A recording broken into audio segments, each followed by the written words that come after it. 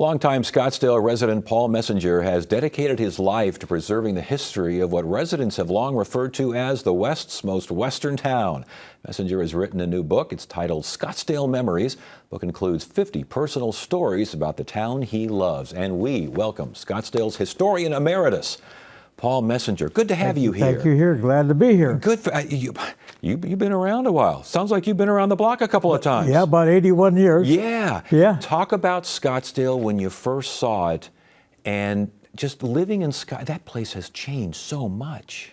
Scottsdale had about 300 people, and it had 20-some dairy, 22 or 23 dairies around it. Everybody got up in the morning to milk cows, and when an afternoon at 2:30, everybody left high school to go home and milk. There was probably a dozen kids that were left in high school. Wow. When you drive around Scottsdale now and you look at everything you're going, do you still say, oh, that's so-and-so's farm or that's so-and-so's field? Do you still remember those things? I still do. I look down at Schrader's farm. I look down at Zimmerman's. I look up at the Jersey Ranch, all the different ranches. And every time I pass, I see the high school property. This is old property. You do, yes. Yeah, but does it still feel like Scottsdale to you now? It is so big and glitzy and noisy, and does it still feel like home? It still does, because it came on so gradually. Yeah. Yeah, it changed, but it has changed tremendously. Talk about some of those changes and the biggest of the changes. Well, I think the biggest of the changes have been the roads. We have had to build freeways through Scottsdale.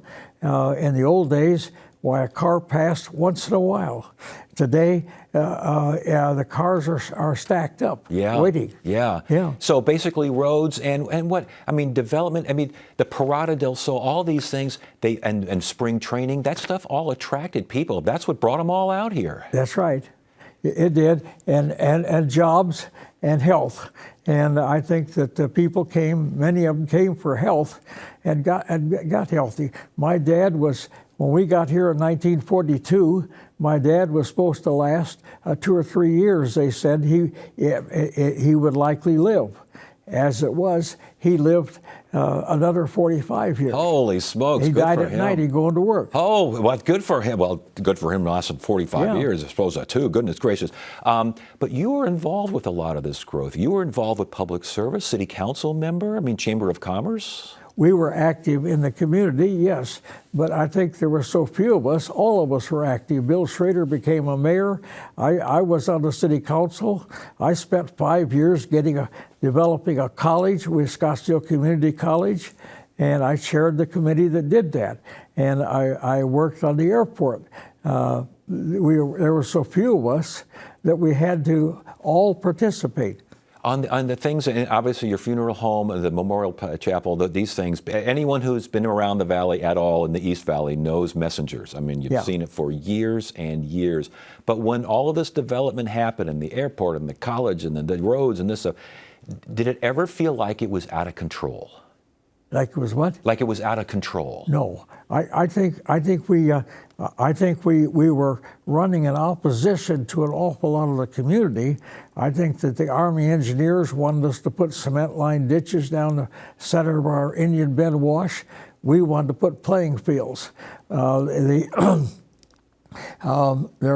didn't have funds, so we traded density to local people who gave us the wash.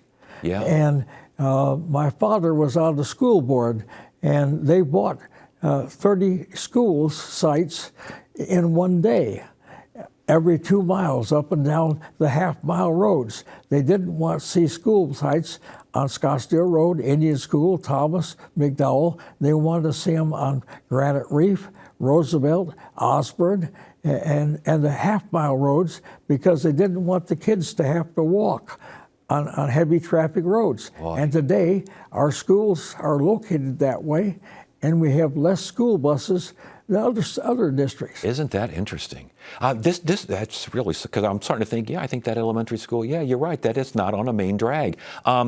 50 stories in this book. Was it difficult to keep it to 50?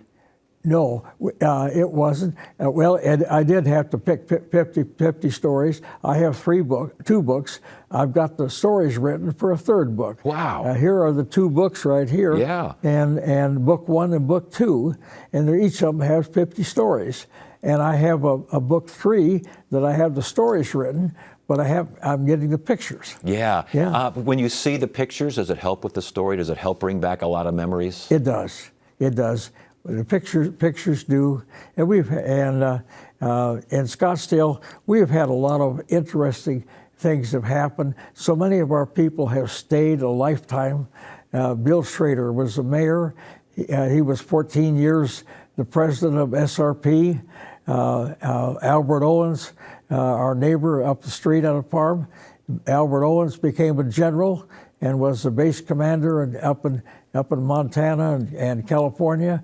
Rusty Lyons, in my same class, ended up owning 28 shopping centers, including our main shopping centers in Scottsdale, and died a billionaire. And there's so many different people that have had good success, and I've enjoyed every year of it. Yeah, and you've been a part of every year of it as We've well. tried. These books and this latest one, Scottsdale Memories, who are they written for? What? Who are they written for? Well, I wrote them for people that came later and maybe don't know the past. And I think that I've written about 800 of them, 800 stories that I wrote for the Arizona Republic.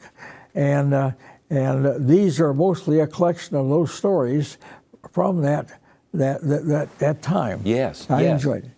Go ahead, have a drink there. Yeah. As far as what people who've come here, all of us, everyone who's here, got here for the most part after you were already here for a while. Yes. What do you want us to know about Scottsdale?